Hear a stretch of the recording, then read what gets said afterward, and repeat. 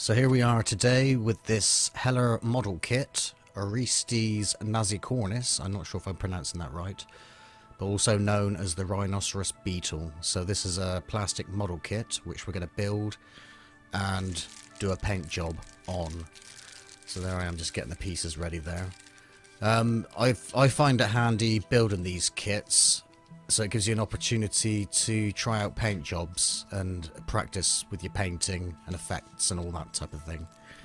So anyway, on with the model. So we're assembling the model here for those that might have this model. I'll just go through the bits and pieces. So I'm just getting the legs ready there. And that's pieces 7, 8, 9, 10, 12 and 11. So I've just arranged them there. I don't want to get them mixed up. They sort of look the same, but I think they are slightly different, so you want to get them right. So we cut the pieces out, file down the rough edges to make them nice and smooth, ready for gluing. And there I am preparing the underbelly of the beetle, filing that down also. So we'll go through all the bits and file those down. So the underbelly is piece number 1 in the kit. Just filing away there. Best to prepare all your pieces so it makes it easy for gluing, and you'll have a nice clean model once it's fully assembled. So making the horn there, that's pieces 3 and 4, 2 pieces glued together, and we're going to glue them together in a moment, just getting them ready there. Just gluing in the legs on the base or the underbelly. Got the model glue there, and just applying just enough glue to glue it in place. You don't need too much, just enough, of course. And just sticking those legs in the holes where they're supposed to go.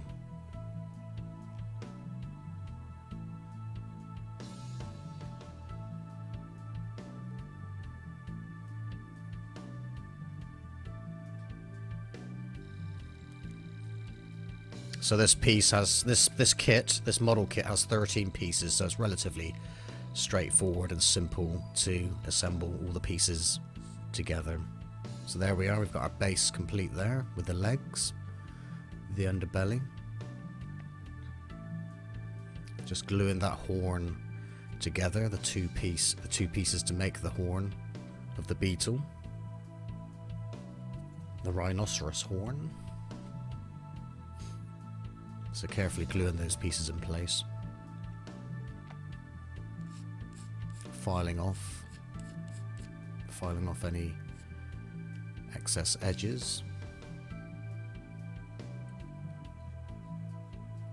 And we've got the head there, which is number, let's have a look at the instructions. Number 2. Just cutting out the main part of the body, the shell. Top shell, which is number 6. Filing the edges off.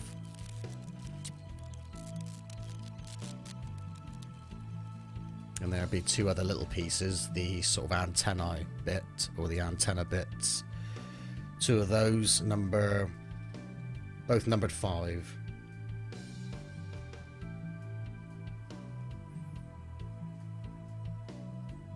So I'm just going to glue the body together, the top half of the body to the bottom half of the body. Did I say I glued in the antenna? We haven't got to that bit yet, but we'll glue in those antennae in a moment. So just getting that top shell body armor part fixed to the top. Wiping any excess glue away with a cotton bud there, or a Q-tip as you might say in America.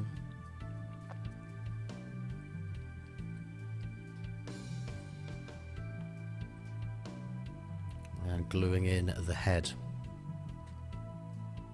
Gluing in the head piece. Top of the head to the base.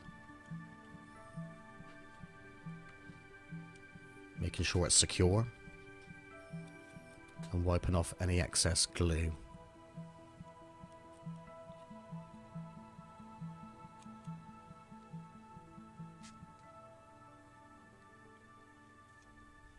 So now we're sticking in the rhino horn, the rhino-esque nose, which is obviously where it gets its name from, Rhinoceros Beetle. Oryctes Nasicornis. You can tell my Latin isn't very good there. So we're wiping off any excess again, excess glue. And now we'll stick in the antennae. One on either side. So just poking those in there. Inserting them in place.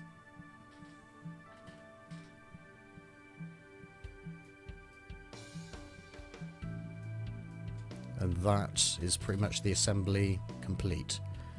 So now we're ready to start our paint job.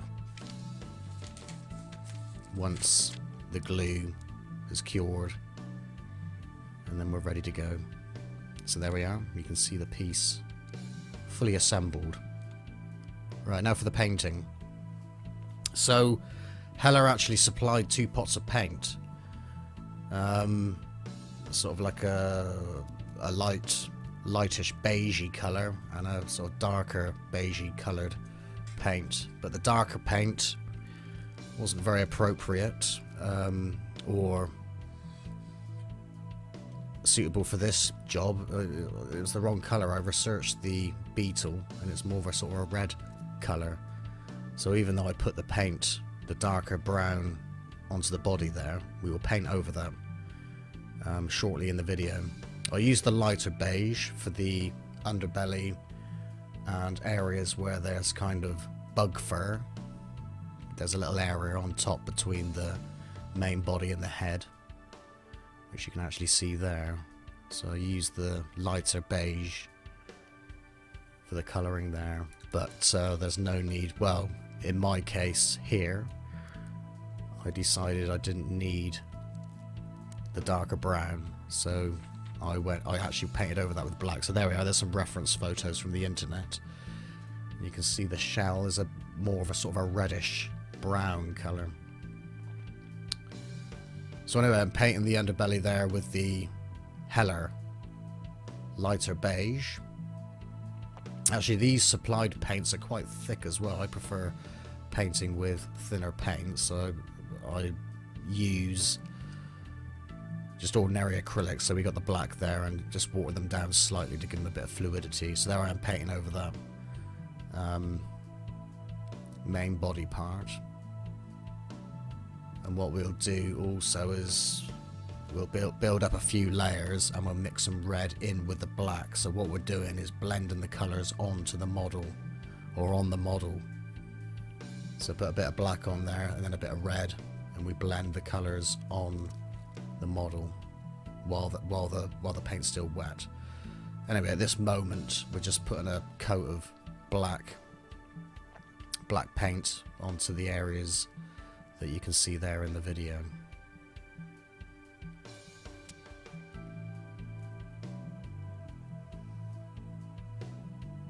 So there we are, there's the first layer complete. We're going now over the main part of the body again, as you can see there, and there we are, we've got some cadmium red which will blend with black paint over the body, on the top of the body. So there we are, you can see I'm applying the red paint to the model. So I'll keep this part at normal speed because this is probably the most important part of the process with painting, to get those shades, gradients. You almost get like a sort of an airbrushed effect without obviously using an airbrush. So I build up layers. So this is the first layer, just blending the black in with the red where we want the colours to pop out a little bit, or the red to pop out.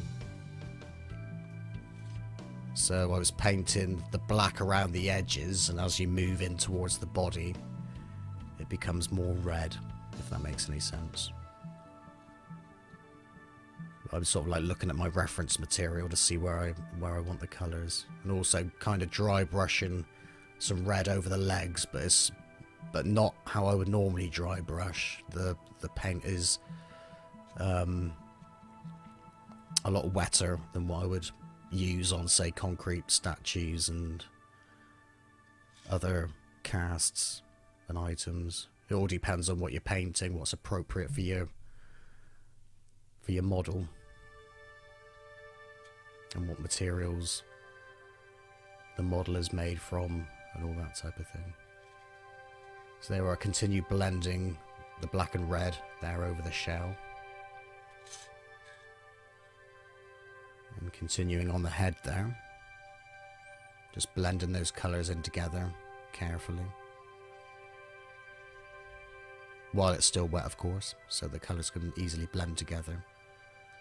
Acrylics dry relatively fast, so that's one of the reasons I sort of build up a layer. But I like building up layers anyway, because you tend to get a bit of depth to your paint jobs.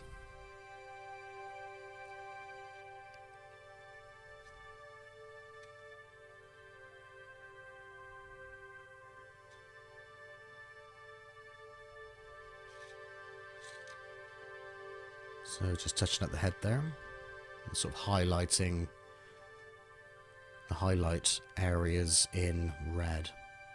I'm trying to get, like, the more raised the area, the higher the highlight, the redder the colour will be on those highlights, and then sort of grading out into the black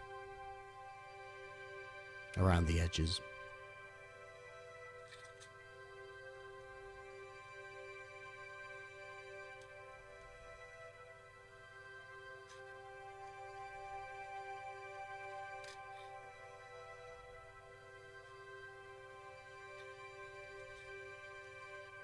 So, like I said earlier, these model kits, I find them handy to practice paint jobs.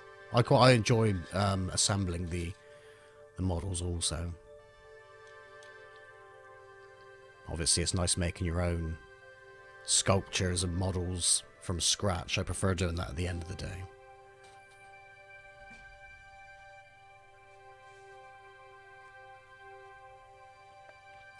So now we're on the underside again. I'm just going to put another coat of the heller beige colour on the underbelly, just to solidify that colour. Give it a nice solid base. We'll let that dry, and we'll come back to that later. So I'm building up another layer again of the black and red, using the same technique, blending on the model with the paintbrush, of course.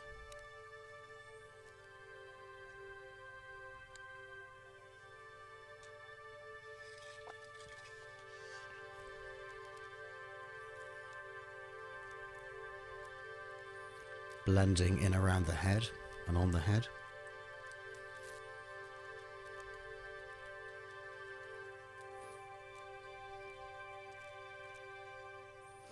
On the horn.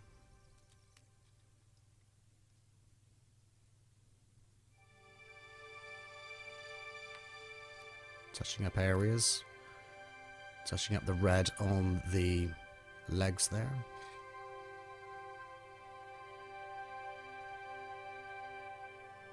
Back to the body and head, and that's where we are so far.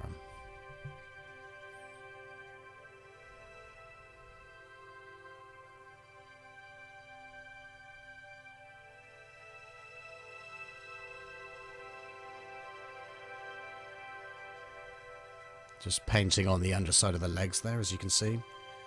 Same again with the red, with a kind of dry brush thing. Sort of dry brush. Half dry, half wet.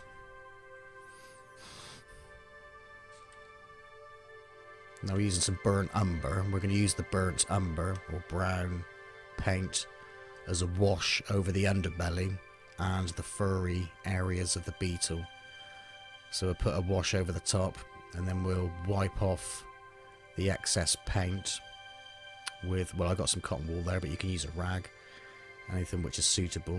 So we just wipe out the areas there to reveal the highlights and that beige colour paint underneath, so it kind of brings out the detail. Makes it kind of natural and authentic also.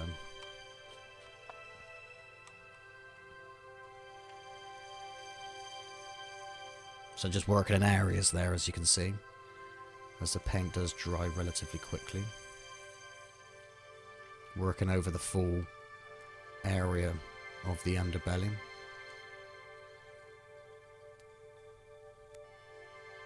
And there we are, so that's the underbelly finished, although I do put another coat on that, but I don't think it's in the video. So I put 2 coats on there. There's just a little furry bit between the head and the body, so that's the same colour, and a brown wash over the top. And where the sort of cheek parts of the head meet the horn, there's just a subtle paint wash in there, just speeding up the process of the paint drying with a hairdryer, as you can see there.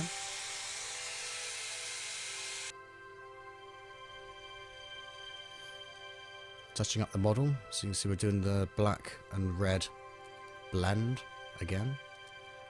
So this will be the final layer for the black and red.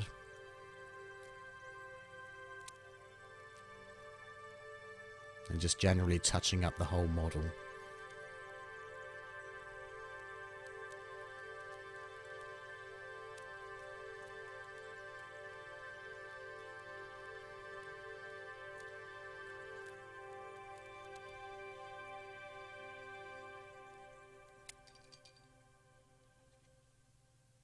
So there we are, that's pretty much job done. And that is job done. So there we are, one Oryctes Nasicornis Rhinoceros Beetle. I think it almost looks real.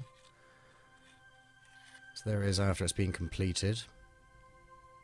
And you can see the pictures in the bottom right hand corner, also photos. So there we are. Hope you enjoyed the video. And see you soon. Thanks for watching, and over and out.